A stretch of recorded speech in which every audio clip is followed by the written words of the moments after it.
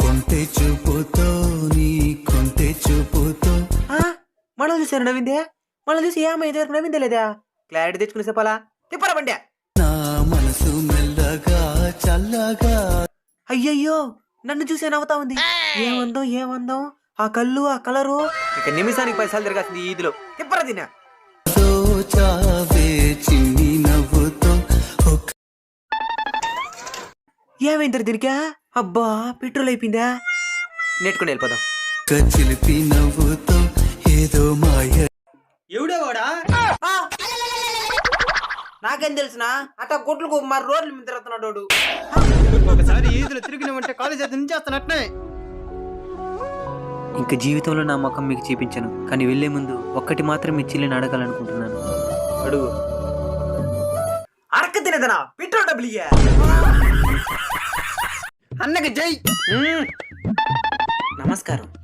Vote ఇంత ముందు election అప్పుడు ఓటు అడగతా కనబడ్డావు 5 ఏళ్లకు ముందు.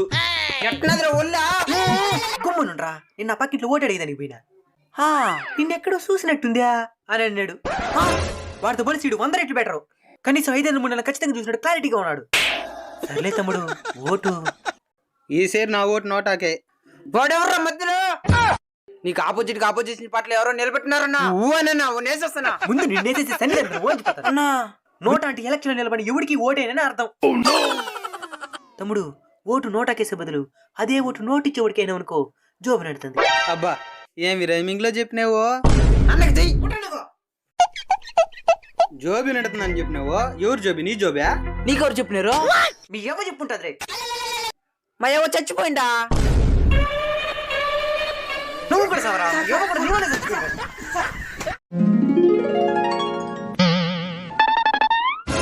ఏమండి, ఏం చెప్పా పెట్టుకుంటూ వచ్చేసినారా?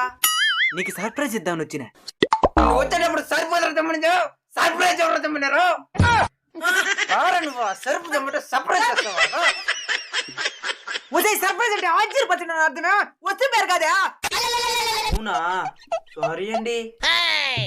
ఏమండి, నాకు జడేయండి. నాకు జడేయడం రాదా? అదంతా నాకు తెలుసు. నాకు జడేయాల్సిందే.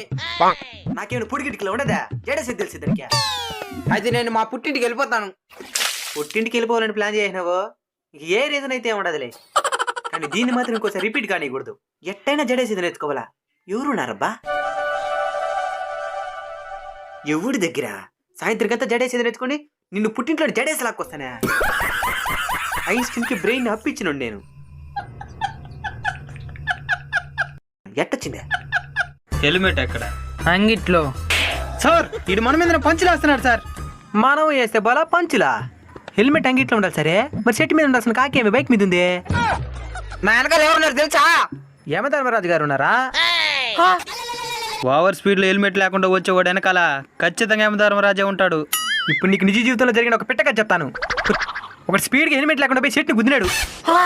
ఏమైంది వాడికి? ఏమీ గాల, ఎందుకంటే అది తులసి చెట్టు. మళ్ళీ స్పీడ్ గా పోయి ఇంకో చెట్టుని గుద్దినాడు.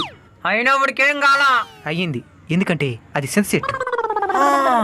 తలకాయ పోయి చెట్టు గుద్దుకొని 2 ఓపెన్ అయిపోయింది. తలకాయ మెదడు వచ్చి బయట పడిపోయింది. అయ్యో, ఇంతలో ఆ మెదడుని కుక్క ఎత్తుకెళ్ళిపోయింది. అయ్యో, బతికినాడా? కుక్క బతికింది. కుక్క బతుకుంటుందిలే, మంచి బతికినాడా? కుక్క బ్రెయిన్ బిర్యానీ తినింది, వాడి శవాన్ని మట్టి తినింది. ఇప్పుడు చెప్పు, స్పీడ్ ఎంతలో ఉండాలి? లిమిట్లో ఉండాలి. హెల్మెట్ ఎక్కడ ఉండాలి? నెత్తి మీద ఉండాలి. తెల్లారితో భయంకరంగా ఆకలేస్తున్నదా? ఒసే, ఏముండేవా? ఇంకా వండలేదండి, సద్దనందా ఉంది. నువ్వు వండే కూరల కంటే సద్దనమే బాగుంటదిలే. ఏందే? అదే నిన్ను పెళ్లి చేసుకునిందే నీ చేతి వంటలు తినేదానికి. మా ఆయన బంగారం. అట్ట నీ ఊరికి నామే పోతావు నన్ను. చిల్లిపి. అబ్బా, ఏమండి, మీరు సద్దన్నం తిన్నా కానీ అన్ని పనులు చేసుకోగలుగుతున్నారు. నేను వెరైటీగా తిన్నా కానీ ఆ పని చేయలేకపోతున్నాను. అది వేరే పక్కకు అయిపోతున్నాను. ఇప్పటికైనా సద్దన్న విలువ తెలుసుకో. సద్దనంలో ఆరోగ్యానికి మంచి చేసే బ్యాక్టీరియాలు ఉంటాయి. సద్దన్నం తినడం వల్ల జీర్ణశక్తి పెరగడమే కాదు, రోగ నిరోధక శక్తి కూడా పెరుగుతుంది. మన తాతలంతా ఇలాంటివి తినే 100 ఏళ్ళ హాయిగా బతికింది. అయితే నేను కూడా సద్దన్నం తింటాను. సంతోషం. మధ్యాహ్నం అయిపోయింది, ఏం ఉండిందో చూద్దాం. ఏమైందండి? ఏందే ఇది సద్దనమా? ఆరోగ్యానికి మంచిది కదా, తినండి. ఏందే ఇక 3 పూట్ల సద్దనమేనా?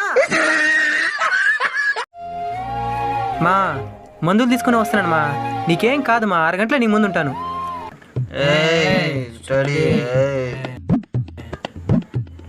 హెల్మెట్ ఎక్కడా? దుబ్బేసినారా? హెల్మెట్ కూడానా? సరే నిదానికి పోదాం. అచ్చా ఈరోజు నేను ఫుల్ తాగేసినాను రా. గ్రేట్ రా నేనా. నేనేమన్నా తక్కువ? నీకన్నా క్వార్టర్ ఎక్కువ తాగిన పులి.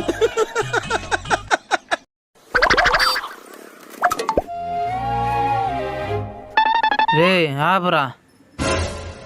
ఏవరా నిదానం తోలుతున్నావా? యువత పిల్లాడు ఎట్ట తోలాలా? ఇప్పుడు చూడమచ్చా.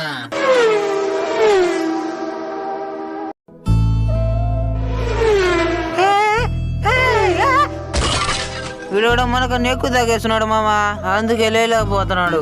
ఒక మనిషి ప్రాణం పోతే ఆ మనిషిని నమ్ముకున్న బంధాలన్నీ రోడ్డున పడతాయి. రోడ్డు ప్రయాణాలు చేసేటప్పుడు మీ బండి స్టేరింగే కాదు, ఎదుటి వారి ప్రాణాలు కూడా మీ చేతిలోనే ఉన్నాయని గుర్తించుకోండి. సక్కంగా నిలబడు. ఇరుగు దిష్టి, పొరుగు దిష్టి, కుక్కల దిష్టి, నక్కల దిష్టి, పిల్లుల దిష్టి, ఎలుకల దిష్టి. అవి కూడా దిష్టి పెడతాయా? ఏం వాటికి కన్నులే దిష్టి పెట్టేదానికే? ఆవుల దిష్టి, అడుగు పందుల దిష్టి. తుమి ఏంది బాగమై.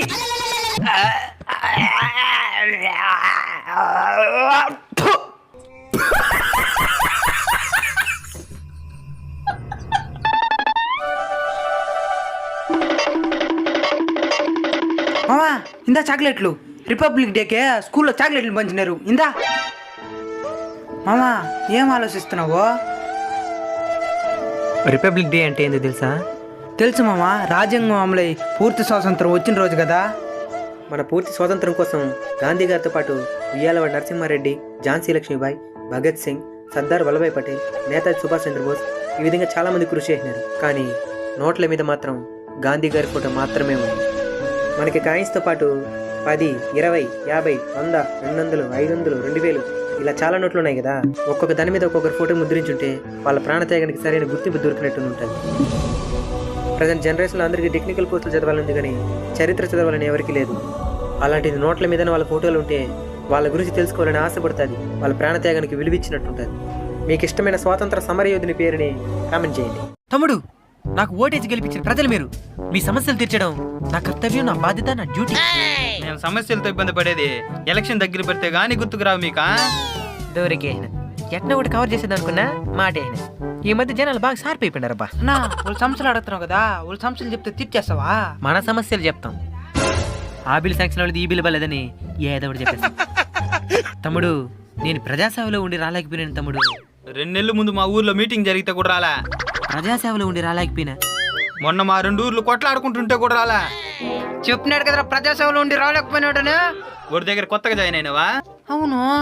ప్రజాసేవ అంటే ఆయన కొత్తగా కట్టుకుని ఇల్లు పేరు. ప్రజాసేవలో ఉండి రాలేకపోయినాడంటే ఆయన ఇంట్లో ఉండి రాలేదని అర్థం. నువ్వెందుకు కోపడుతున్నావురా? మొన్న నాకు కిడ్నీ ఆపరేషన్ జరుగుతుంటే హాస్పిటల్ దగ్గరకు రాలా. ఏమని అడిగితే ఏం చెప్పినావా? ప్రజాసేవలో ఉండి రాలేకపోయినా. అంటే ఇంట్లోనే ఉన్నావా ఆ రోజు? మీ సమస్యలు ఎందుకు చెప్పండి, పరిష్కారాన్ని పొందండి. మాకు టవర్ లేదు. ఇంత చిన్న విషయాన్ని ఎందుకు అంత కోపంగా చెప్తున్నావా? ఇందా టవల్ కాదు అడిగింది, టవరు. మాకే టవరే వచ్చేదిలే. ఫోన్ చేసుకోవాలంటేనే కష్టంగా ఉన్నది. నా ఫోన్లో చేసుకోండి. ఇక్కడ టవర్ లేదంటే ఎట్లా ఫోన్ చేస్తావా? నిన్నే రీఛార్జ్ చేసిన అన్లిమిటెడ్ ప్యాక్. ఎంతమందితో నేను మాట్లాడుకోవచ్చు. మనోడి సిగ్నల్స్ అంటే కూడా తెలియలే. నీకు సిగ్నల్స్ అంటే ఏందో తెలుసా? ఎందుకు తెలీదు? మనకు 3 సిగ్నల్స్ ఉండేది, ఎల్లో, రెడ్, గ్రీన్. నా వీడు రోడ్డు మీద ఉండే సిగ్నల్స్ చెప్తున్నాడన్నా. మాకు టవర్ లేదుయా, దాంట్లో నుంచే సిగ్నల్స్ వచ్చేదా. పొడుగైతే కట్టింటారు ఇనుతో చూసినావా? ఊరే అదేరా. ఉండ. నమస్కారం, వాళ్ళు పెడుతులే. ఇక్కడ మన ఊర్లో టవర్ లేదంటే కదా, వచ్చేటప్పుడు పక్క ఊర్లో చూసిన మన ఆవరు కట్టేస్తున్నారు. గంటల క్రేన్ ఎత్తుకొని పోయి ఒకటి తెచ్చి ఈ ఊర్లో కొట్టండి. 1 గంటలో వచ్చేసారు టవర్. ఓకే. టవర్ లేకుంటే ఎట్లా మాట్లాడినేవా? క్రేన్ తో టవర్ తెచ్చి పెడతాడంట.